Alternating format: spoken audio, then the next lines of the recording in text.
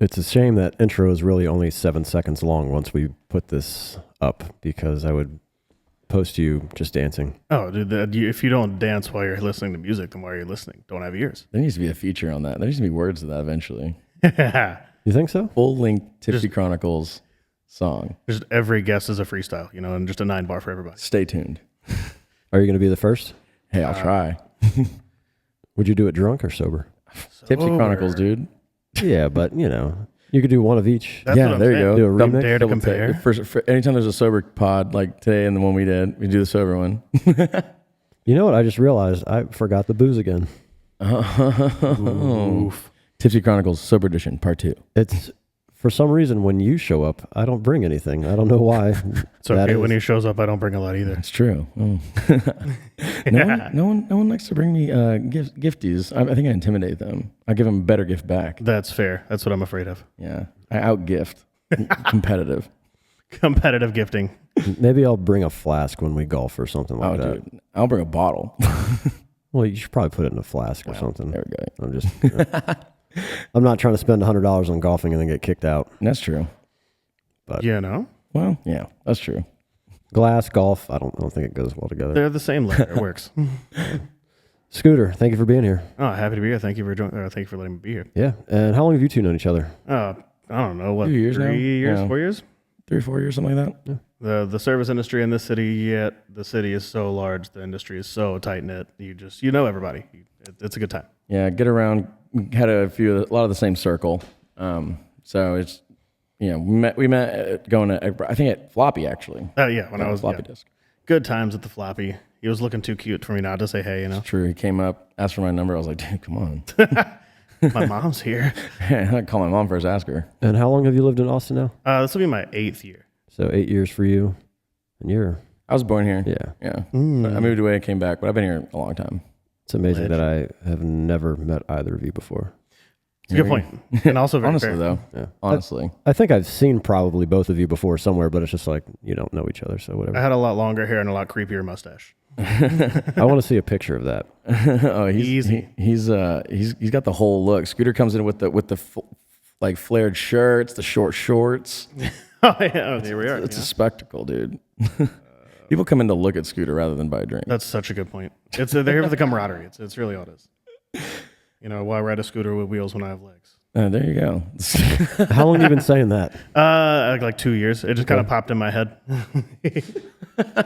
I think you need to make some shirts. Oh, 100%. That needs to be merch. Yeah, without a doubt. Oh, that's actually, 100%. I need to start making a merch line. Traveling the world. It's going to be a good time. How long have you been in the industry? Oh, God, I guess legally about 16 years. Not so much, about 18 to 19. But I started my career in Mississippi. That's where I'm from. And started when I was 16. Then I started bartending when I was about 17 or so, just because I had a full beard at 13. So I had looked the part. It worked out really well. What kind of bar was it? It was kind of a mom and pop Southern, so it was just like just a restaurant, but the bar scene was the biggest part about the restaurant. And that's where I fell in love with the industry itself. And then I went to college and graduated and didn't use my degree except for like a year. And that was a good time. Where'd you go to school? I went to school at Mississippi State University. Nice. I've been to Mississippi once. I didn't like it. You don't have to. I don't blame you. I went That's why I'm here. I went to a crowded Waffle House because my friends, we were on a road trip and they were hungry and I didn't eat that shit. But there was a homeless guy inside trying to get like free coffee or something. It's something that he would do and they allowed him to do it. I don't know I can't remember what it was, but and then he just looked at me and started doing this crazy laugh. Like and the then Joker. and then he just rolled out and he had like this trench coat on. It was a whole thing. Dude, just for some free coffee? Yeah. I'd be like, here, I'll buy it for you if you leave. There it is. I A little like it. blurry, but I like it. just stashing long hair. You should send that to me and I'll see if I can once we're done. Yeah. Well, I'll try to post it during so somebody else can see it. For context. Yeah. Love it. It's a good photo. How was the bar scene in Mississippi State? Mississippi State, non-existent, penny pitchers inside of apartment complexes that, things get broken. Yeah. But I mean, it's a lot of fun if you like beer, which I never really did. So I was just waiting tables in college, and then I got back into the bar scene right afterwards, just because I hate waiting tables. Yeah. It's not everybody's thing. Retweet. Definitely not mine. Yeah, no, dude. There's something about the casualness of being behind a bar that I like. Exactly, because it's less of like a hello, sir, how are you? Like kind of like always hand in front and behind, and just like, hey, what's up? How you going? Like It's almost like a performance at the table. oh yeah, it's like, are you a robot or are you you? Yeah. Like you want to like express yourself if you're behind it, but if you want people to come to you and make your regulars, you want to be unique. You want to make people like, oh, well, that's Scooter. Well, it's Mason. Like you know who they are, not where they are. Yeah. What happened after Mississippi? Moved to New Orleans. Had a wonderful time there. Lived there for most of my adult life, but that's really where I fell in love with, I guess, just the bar industry in itself, because it's an ultimate hospitality state. Like Louisiana itself, but New Orleans is just this tourist trap of degeneracy and drinking and just having a good time. And I fell in love with more of the camaraderie behind it at first, because I graduated with a degree in education, so I was going to be a teacher. But in the South, you might as well work, like you can work anywhere and make more money than a teacher does. You're working 100 hours a week, like you're always there. So I figured I can just it was music education, so I could teach music privately, and it's way more fun to be like one-on-one with someone, instead of sitting in front of like 90 terrible middle schoolers trying to teach them how to play anything. What kind of music? So my degree was for like music theory and jazz. Because in my opinion, jazz is kind of like the building block of all music, because it's all improv. It's most jazz houses you go to, when you see like the 5-piece there, they met 3 hours ago, and then they played 6 hours of just straight heat and bangers, like they've known each other their whole lives. And like that's what I've loved about it, just like the improvisation that just works so seamlessly. The jam bands.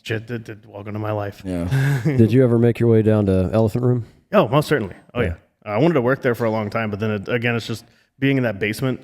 I would never know what time, what day. I ran that place for 5 years. No way. Yeah. So a noob. I worked under that guy. Oh cool yeah, kid. Cool kid. I love the guy. Like he's always been a fun driving force. Watching him just like gallivant around every single bar is just fun to like, because that again that brings it back to why being behind a bar is so much fun, because like him because like he's everywhere. Like you always go everywhere to see your friends. Yeah. He was there after I left, but I do know who he is. Oh yeah. Yeah, cool guy. But yeah, interesting. I wish I had met you before that. I would have given you a job. Oh yeah, most definitely. But here we are now. So yes. How'd you get to Austin then from there? So I moved here with for a girl, really. We were together for, 2 weeks. And then her mom lived here, and I was already getting sick in New Orleans because, I was 27 when I moved here, and just getting a little too old to be, working 18 hours a week, living off booze and amphetamines, and I'd rather just not live that life. Yeah. And so I moved here kind of searching for, grasping for a better living than just living in boroughs and, the greatest city in the whole wide world, but a place you can't really live to the fullest your entire life. It's a burnout city. Most certainly, but it's so good. I think the bar scene in Austin has evolved in a way that there's no other, at least major metropolitan city in the States that compares to the culture that Austin has for bar scene. Because really, truly in Austin, there's 3 things to do. You can go outside, you can go drink, you can go eat. That's Austin, and it's cocktail bars, dive bars, anything that you have. Austin is just, I'd say, 50% bars. Oh, 100%. It's so. It might be more than that now. Yeah, honestly. It might be. With everything opening, within the last 3 months, there's been 5 new openings of bars, in just the last 3 months. Oh, most certainly. You see one breakdown, and right the next day there's a sign for another concept coming up. Yeah. It's a buckshot approach for every single space in this city. It's a numbers game. That's the best part about it, though. It's always finding the next new thing. If you're into just to finding what's next, what's new, to keep improving yourself on that aspect, and that's the best thing to do, is just to continue to go to all these new places you've never thought of, never seen, and you'll really, really love. That's when you start finding I've never thought of making a cocktail like this. I never thought of using this component, and that's why I love the family of being behind what bartending is about. It's just camaraderie and getting paid to do it. I think there's more of a connection with it too in Austin. When you go to a big city like New York, Chicago, Miami, you don't know the bartenders at these clubs. There's so many people that go in there in and out of there every day. There's so many people that you can't hear hardly even. I'm sure there are some that are smaller and people are regulars, but it's so much more widely a thing in Austin where you go to bars because you know everybody back there. Go to another bar, you know, have friends there. It's camaraderie between not only people who work in the industry, but people who are, you know, going to bars and your regulars and your customers and consumers and stuff too. Austin is a really good city for like networking. You can meeting people. The bar scene is more intimate here in Austin. It's a big city, but a tight knit. You know. I think once you live somewhere and you get familiar and you go to other bars and you meet someone that's, hey, I work at this bar, and then I think you can start to build that over time. It might be a little more challenging. Yeah, it's also the geographical thing. Austin's so small. That's a good point. Very much so. Because it is like fine, like them people coming to you, not to the bar. And like yeah, it's beautiful. I want to go back to New Orleans for a second. What type of bars did you work at? Yes. I worked everywhere from, you know, mom and pop slinging beers and shots all the way up to, you know, you're 4 deep in a building that I'd say can fit 100 and there's 250 in there, just like begging for Ramos Gin Fizzes and, you know, fucking Manhattans while you're just sitting there cranking 4 at a time. Easy stuff. Yeah, that's what I'm saying. Like, it's just in your sleep. Sounds a little annoying. Very much so. I mean, it's annoying, but it's one of those, like, at the end of the day, like, yes, you just got ran for, you know, 11 hours, but then you come out with a couple grand in a day, and right. You know, it makes it worth it, and you sleep for 8 hours and you forget all about it. Which would be your favorite spot? You don't have to mention a name, but what style of place? I guess like for me personally, I'm a huge more fan of like seedier, divier spots that have like little hidden gems, like the Grackle. I'll say like I love Grackle because their whiskey selection is so. You wouldn't have expected that the first time you walk in. Then you start talking about it, and then you see like there's birthday bourbons. There's like ridiculously rare SKUs that you'll never find anywhere else. Yeah, and like that's the kind of places I love. Like hole in the walls with a little secret on the corner. That's a good way to put that place. Mm-hmm. I think it's underrated, but that's also good because anytime I go in there, it's not too crowded. You know, you're not waiting forever to get something. Yeah, I can be at peace. Because being behind the bar, it's just busy all the time. You know what I mean? So you just kind of tune out and hit it. Yeah, when you're off, you want to just do the opposite of that. So I definitely appreciate that. 100%. So, you know, like if you work like working craft cocktail, like what do you drink when you're home? It's like a shot and a beer. Like I don't want to be making a 15-touch cocktail. Long and low, baby. Are there a lot of hidden gems in New Orleans? Most certainly. I mean, the whole city is full of hidden gems. Where like you can go on Google and you can find like all the top 10 places to go, but then right next to us, this no sign building that'll have probably the best sandwich you've ever had in your life, or just like some of the nicest folks in the world, or beautiful, wonderful like cocktail programs, food programs. Like I don't know. I feel like Michelin star should make it into the South, like that deep into the South, because that's where like cultured food is. Just this conglomerate melting pot of just, you know, the world coming into one little bayou. And I feel like it should make it. Is it tough to land a job in New Orleans as a bartender? Not particularly, because it kind of not the most difficult. You can find a spot to work at, but it's really where you want to work at is really difficult until you start kind of like here. Like you find your first gig. Like when I moved here, I was working at a French restaurant off Second called Le Politique. I don't like working restaurants, but you know, you got to find something when you first move here. Killer spot, beautiful. It was really, really neat. But then after that, that's when you start meeting people and like making your networking, like Mason was saying. Like you just start meeting new people. Oh, what kind of bars do you like? What kind of bars do you run? Do you need somebody that this kind of interests me? And then like you just continue to elevate yourself to like where you want to be, just like step by step, you know. So I guess the same as it would be here. Just start small and maybe start broadening your own horizons and like your own thought process of where you want to work. And you drank a lot behind the bar in New Orleans. You kind of have to. If like it's like you never trust a skinny chef, you never trust a sober bartender. Right. You know, and that's very much it. I mean, like alcohol is kind of the lifeblood of New Orleans. You know, Southern comfort is what you know comforts the soul. And yeah. How much did that change from? Because you said you were tired of some stuff in New Orleans. So how much did that change from New Orleans to Austin? One of my biggest things is things have to close here. You know, and that like at 2:00, bars are closed. You don't have to like entertain anybody. Like, yeah, sure. Like you like people will hang out, but those are your friends, your people. But like in New Orleans, 24 hours for the most part. Like at a bar I worked at, it's open from 4 p.m. until. And there was a Mardi Gras that I worked from 4 p.m. to 3 p.m. And then the GM was like, guys, we got to kick everybody out to clean this up to do this in an hour. Jeez. So yeah, the opportunity to go home is really cool. But I mean, other than that, like just like people are really nice in this city. Like it's really good. There's a lot more to explore here than there would be in New Orleans, because like New Orleans is a lot more tight knit. You want to stay in like your French quarters and like all Frenchmen, and like everyone wants to try Bourbon Street out. But here's like a bunch of cool stuff on the west side, cool stuff on the east side. You go like way up north of the Domain, there's cool stuff. Like everywhere in New Orleans is a bike ride away, and here it's 30 minutes of a drive everywhere. But it's still awesome. You can't go wrong with the city. I've fallen in love with it.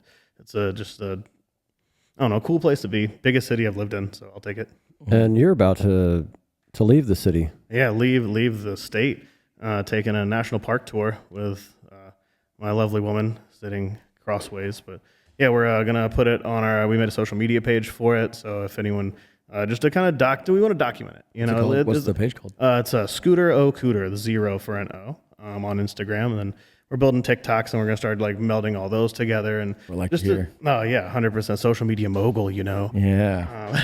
But we really I guess we started that so that we could document the whole thing. So because my grandparents, my mom's side, they traveled across. They did kind of the same thing we did when they first got married, and she wrote like a composition book and just wrote everything down. And that started with like, I would love to do the same thing, but like in our generation's version of it, and then just like compare notes to my grandparents afterwards. Like it'd be really, really cute. And then it got to like, well, why don't we just do the whole social media thing and just like start a page, and let's just be the social media moguls that we know are funny enough to do, you know? Yeah. What's the timetable? Have you given yourself like a couple months, or what's the? Yeah, so we've I guess we've kind of sectioned it off. So we're gonna go like East Coast first. That's gonna like be going.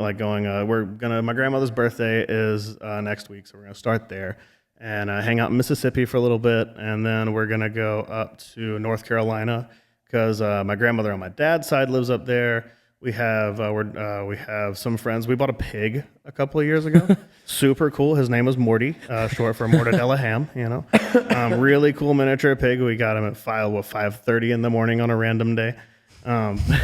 Really, but he was awesome. You know, like but we're with both of us working bars. You have to take a lot of time to raise a pig.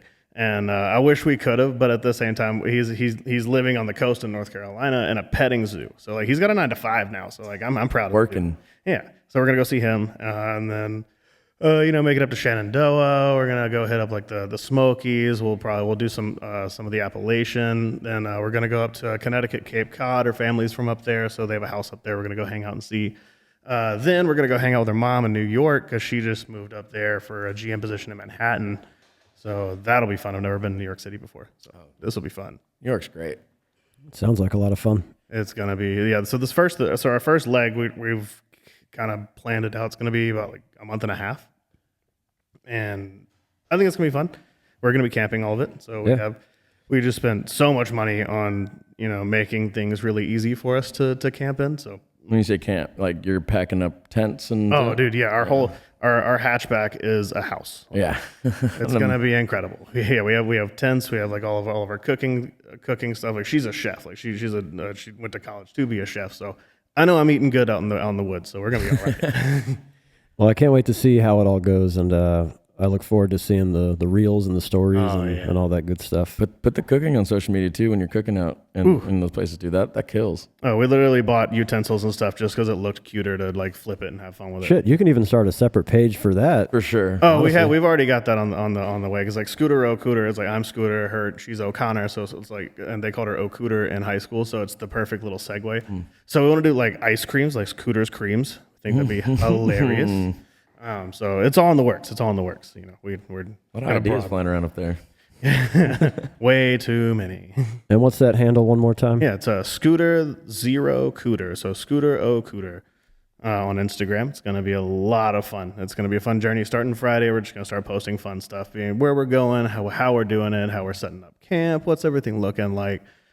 Got to time lapse those camp setups. Oh, it doesn't take long at all, because like our tent, we've gotten our tent down to a science. So we're fine with that. It's a little two pole tent, so we can do that in 5 to 6. But then we start breaking in all the cool stuff, so like battery packs and getting all of our cooking wear, and like we have this our air mattress that we have is this ridiculous military super foam mattress that you just click it open and it just opens itself. No electricity, no nothing. It's comfy. Now we're talking. Oh yeah. Well, I'm glad you could make it here before you venture off. Oh, dude, I'm stoked to be here right before that. Like, because Mason texted me saying, let's like set this up. I got excited. Yeah. So let's go back to New Orleans one more time and talk about the reason why you're here. Haha, the main reason we're at the Tipsy Chronicles. Baby. Yeah. Oh man, the best time of my life. Would I do it again? No. But am I glad that I do? I guess would I do it again in my like as old as I am now? Absolutely not. 'Cause I'm 33, which isn't I mean, I'm not an old cat, not a spry chicken, but I don't think I can live like I could in my 20s anymore. You know, and I'm happy for that. But yeah, no, but really good times. And you know, it was the best of times. It was the worst of times. But all of those came together with, you know, just ridiculously fun stories and really cool, just like moments and encounters that you'll probably never see in the rest of the country. Yeah, I imagine. I've seen a lot of wild shit on Bourbon Street. That's why it's there. I've been there twice, but nothing too wild happened. Huh. You've been there for Mardi Gras?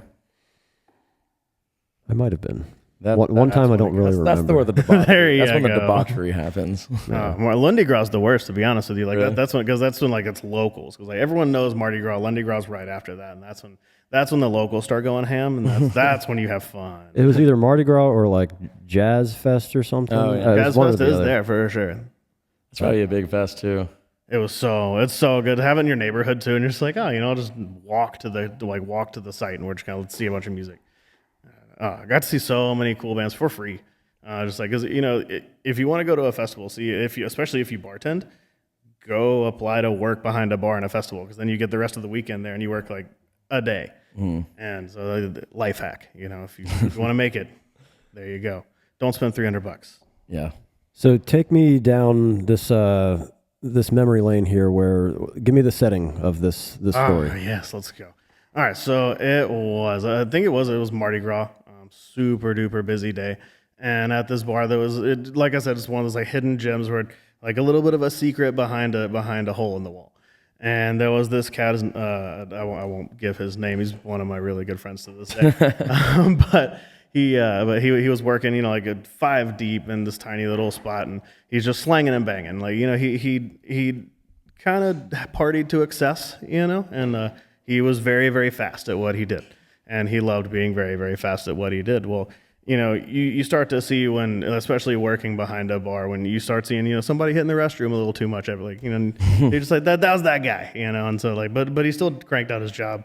Well, that day he was like, all right, I got to pee real quick, and he disappeared, and he takes 10 minutes, and this one bartender's just kind of looking around freaking out, because he's just in a sea of angry, drunk New Orleans people, and this dude comes back just like a pinball. It was like bouncing off walls, and everyone just kind of looking at this dude. Like, most of us knew him too, so it's like, yo, what is going on? He just kind of looks, and he grabs the ticket rail, and he looks at it and just stares at the ticket for a minute, and he puts it down. He grabs a glass. Nope. Grabs a glass. No. He stares at the ticket again. I'm like, dude, were you okay? He just goes, Calvins and Kleins, baby, Calvins and Kleins. And then he left, still in the middle of this shift, like just like. He leaves the bar and just walks outside, and then freaking out. So GM shows up out of nowhere that everything's cool. I left. There's in New Orleans, the CTC Steppers, really, really cool folks, and they dance down the halls and all that. This dude is in the middle of their line, just like having the best time of his life, and he's probably just got fired. Side quest. But no, I mean that guy. Like he gallivanted for the rest of the day, and like the next day it was like, hey, what happened? Like why do I have all these calls and texts and whatnot? You don't want to know, bro. It's gonna be all right. He kept his job, actually. So He was that good. he was that guy. He was that. You got to be, I think. The skills to pay the bills, you know. Because that guy was just, in every job that I've seen him, he's just been this powerhouse of a worker. So watching him just go from 100 to -10 really, really fast. Just you feel bad for the guy, but then it's just like, if this were a Seinfeld episode, this camera would be panning all the way across. Did this become like a normal occurrence for him? No, not at all. Because I think he wasn't that kind of person. I think that was something, I guess, like on the polar opposite side of it.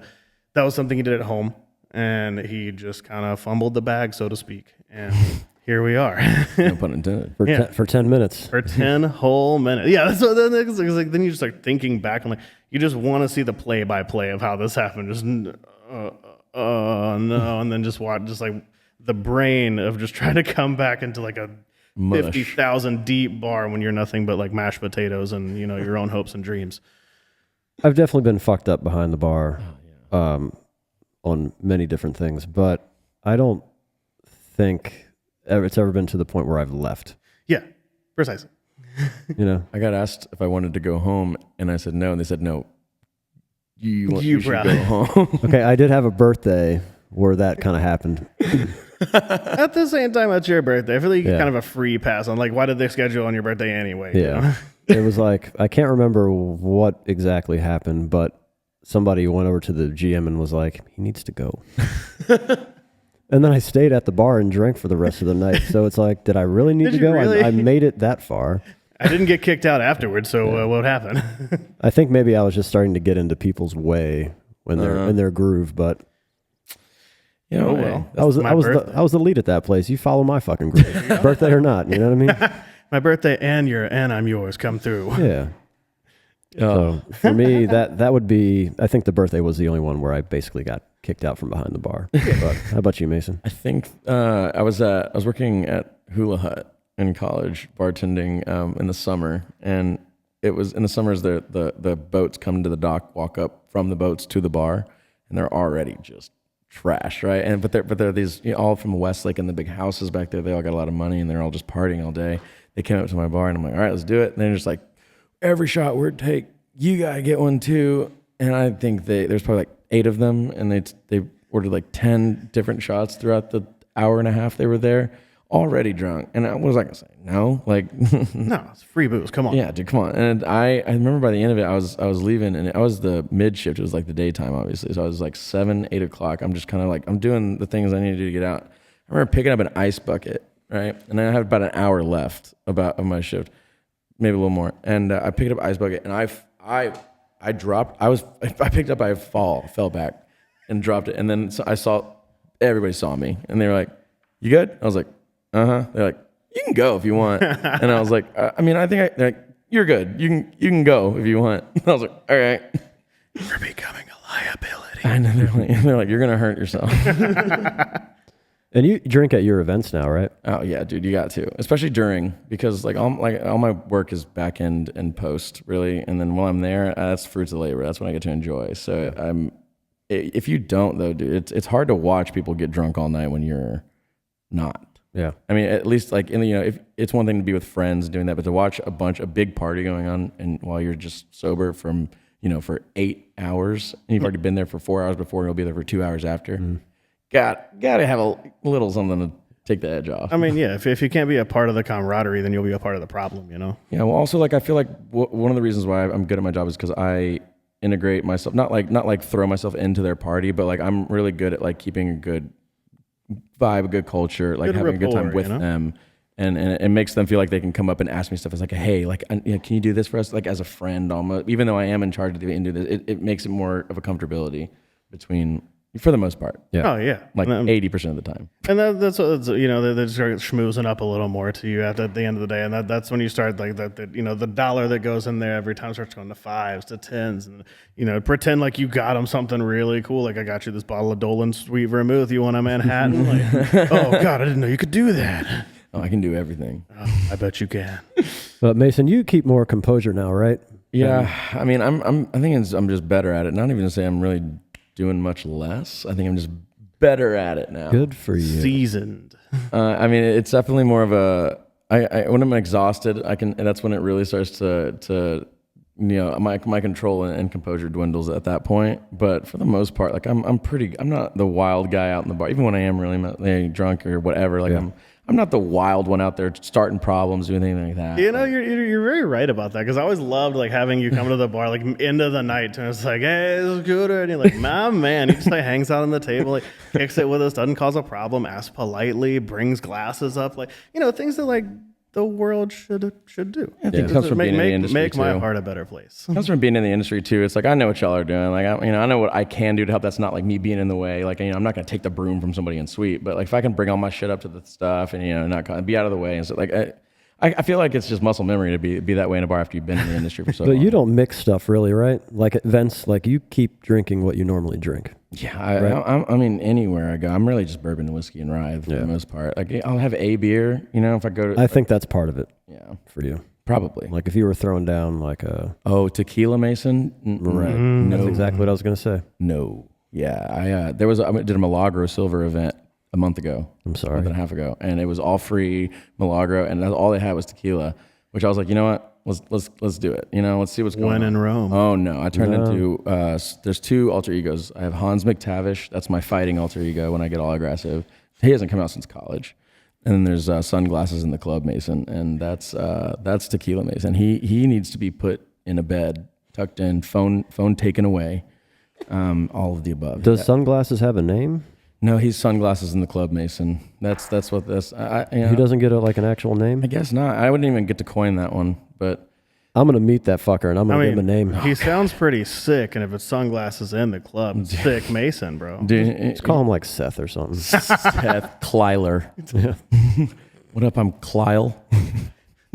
I'm Shrad. How are you? Shrad. So, Scooter, we started doing this thing where you name your alcohols, your favorites.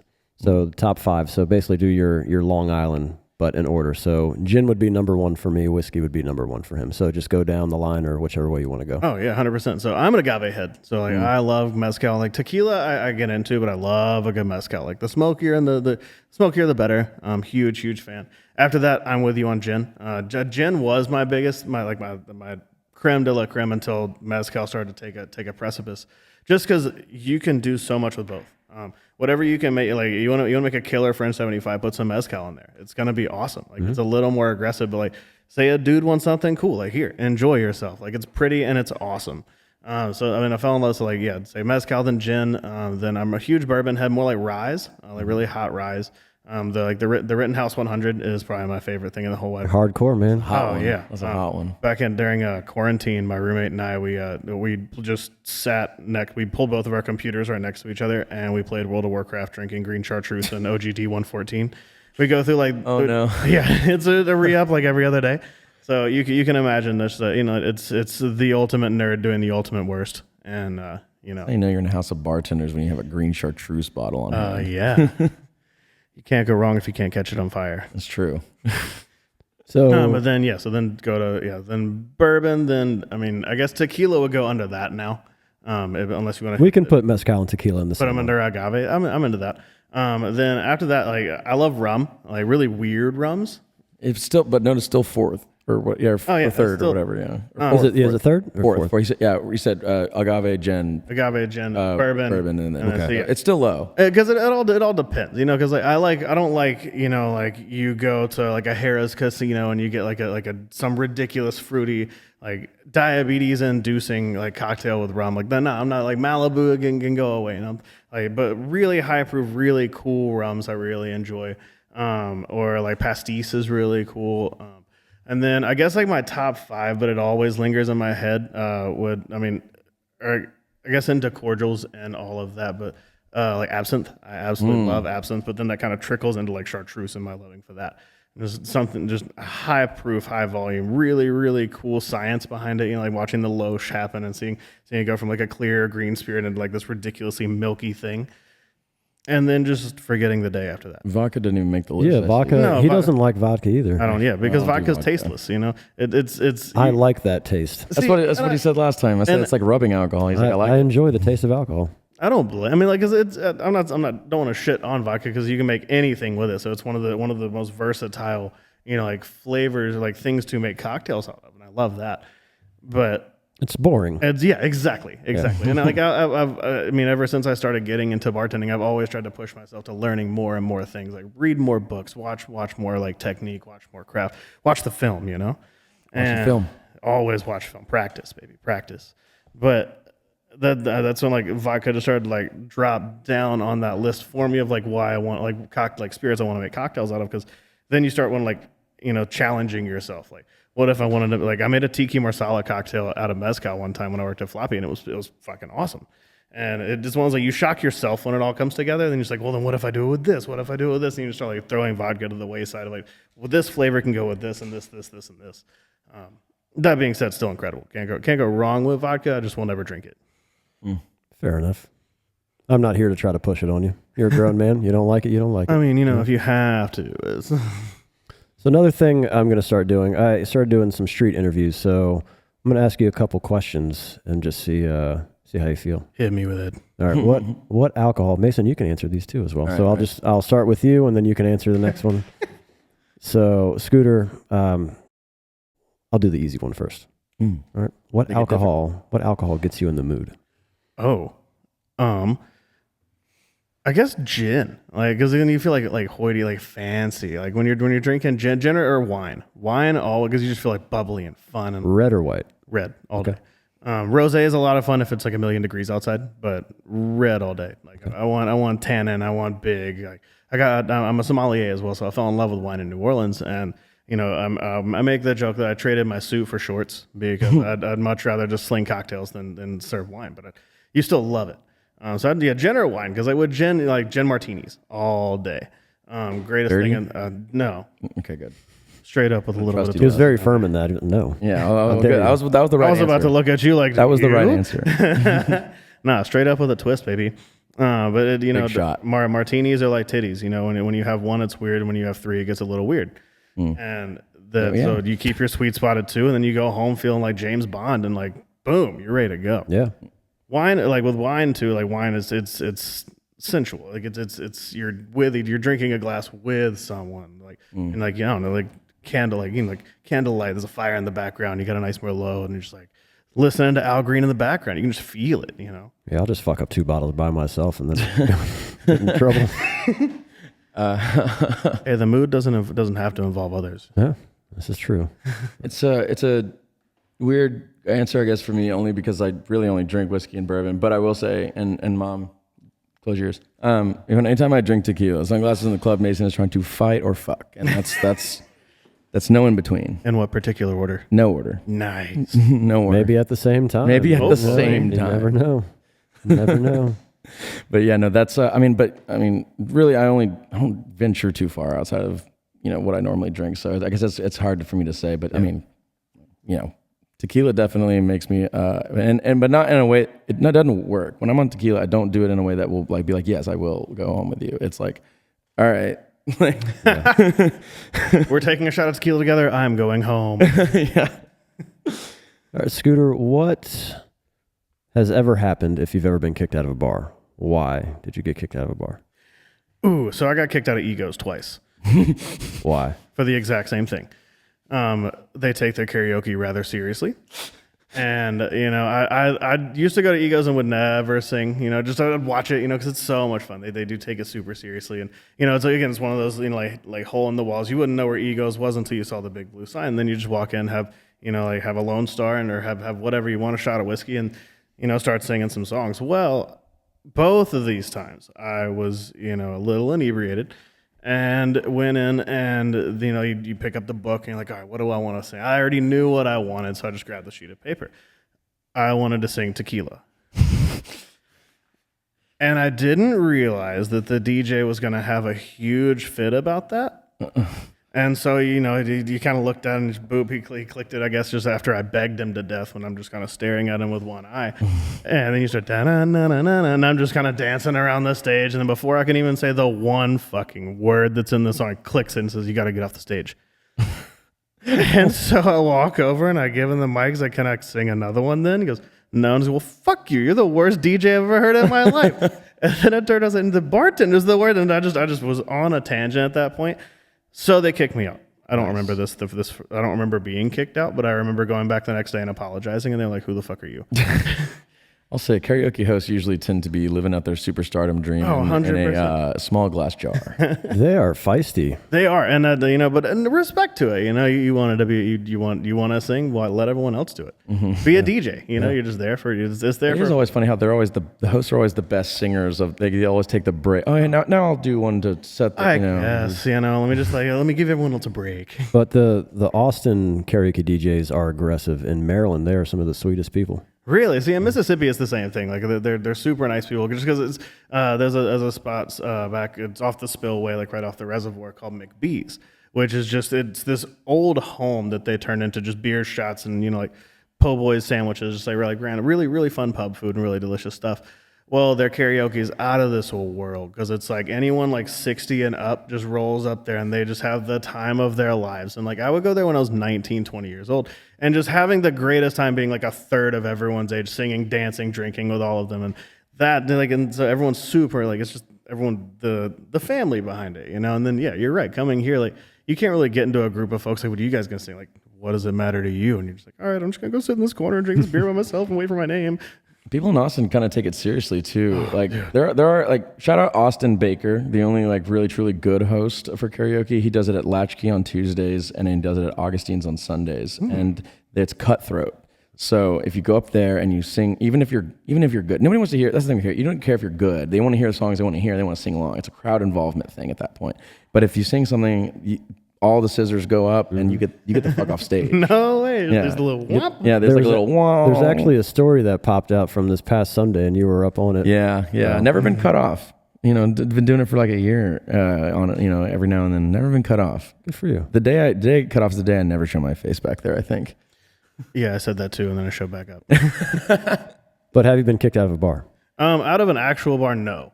I have not. How about you? Yeah, well, I mean, going back to the last time I was on, the second story I told, I mean, that's probably the best story of me getting literally thrown out of a bar. Well, yeah, that's a little different. But yeah, no, I've been kicked out because about a year ago I was dating a bartender at one of the bars here in Austin. I don't even want to name either one of them anyway. But yeah, I was dating this girl there, and I was just hanging there with some friends. She was working, and somebody came in. I want to say it was another girl I'd previously had some history with. She sat at our table. She goes and orders her drinks from the table. And then I guess the girl saw her come from the table, whatever, and she knew who she was. And she comes back. She goes, "Your girlfriend looked at me like she wanted to kill me." And I was like, "Oh, she's fine." And I walk her to the bar. She's like, "Yeah, you know, she's like, oh, really cool. Do you invite her here?" I was like, "I didn't know she was." You know, it was this whole thing. And then apparently she told some other dude, one of the bouncers, to tell her she told her that she was drunk and she needed to go. And when the bouncer came to the table and asked her, she just got there. She wasn't even drinking. You know, and it was a petty thing. And then two of my other friends who did invite her, like they got pissed. They were, you know, what, like she hadn't been drinking. It was a whole thing, right? And I mean, I guess rightfully so. Like it was a petty thing for her to get kicked out or whatever. And then I was like, I walk up to the bar and I be like, "Yo, like what?" To my girlfriend at the time, and I was like, "What's going on? Like, what did you do?" And it was an argument. The bouncer comes up behind me, puts both his hands, looks at her. He's like, "Him too?" She was like, "You know what? Yeah." I was like, all right, you know what? I'll see myself out, actually, you know.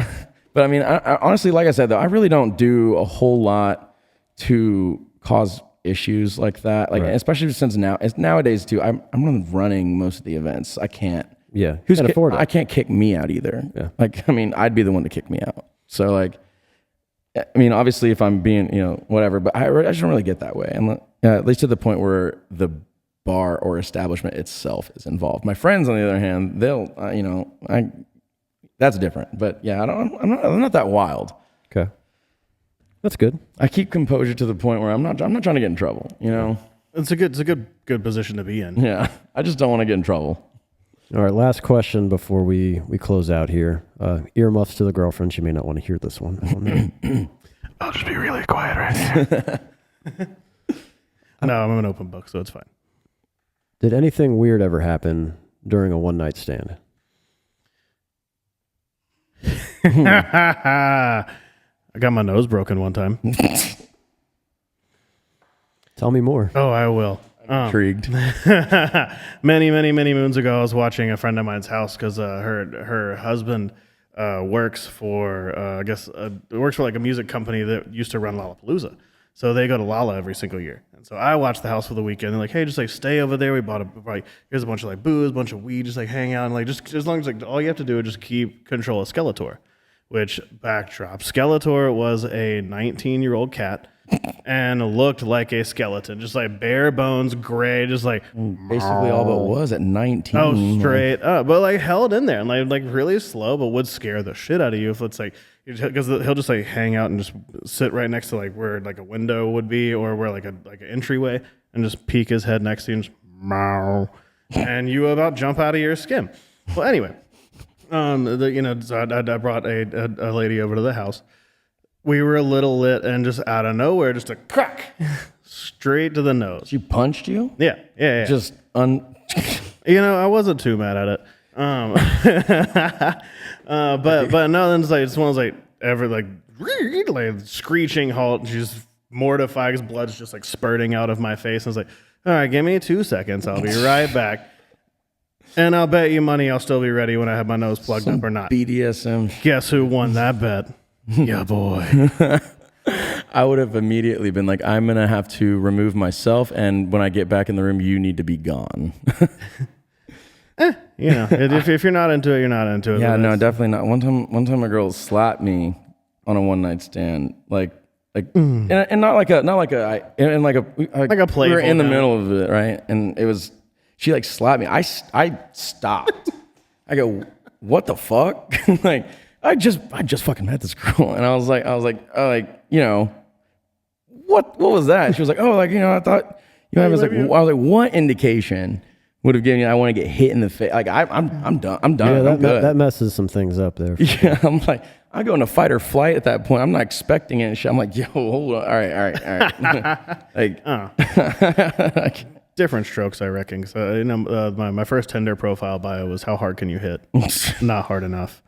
You'd be surprised how well that works in the South. I think if I were younger and somebody had slapped me, I would have been done. Somebody had done it now, I wouldn't like it, but I'm already there. Yeah, but that's what I'm saying. Like you've already made the effort and pizza, you're here. dude. It's like even when your pizza's got something you wouldn't want, you pick it off, and it's still good. It's still pizza. Yeah. You're still munching it, Pun intended. Munch. Well, Scooter, I think we're going to close out here. But man, I truly appreciate you being on here, and best of luck to your adventure. Oh no, the pleasure was all mine. Thank y'all for having me. This has been super duper fun. I've thoroughly enjoyed it, and I will be back if you will have me. Absolutely, anytime. And Mason, I'll see you. Oh yeah, man. On here, man. I'll see you at the You'll house. be on here more. It's always a good time on the Tipsy Chronicles pod. Tipsy. Cheers, guys. Cheers. Cheers.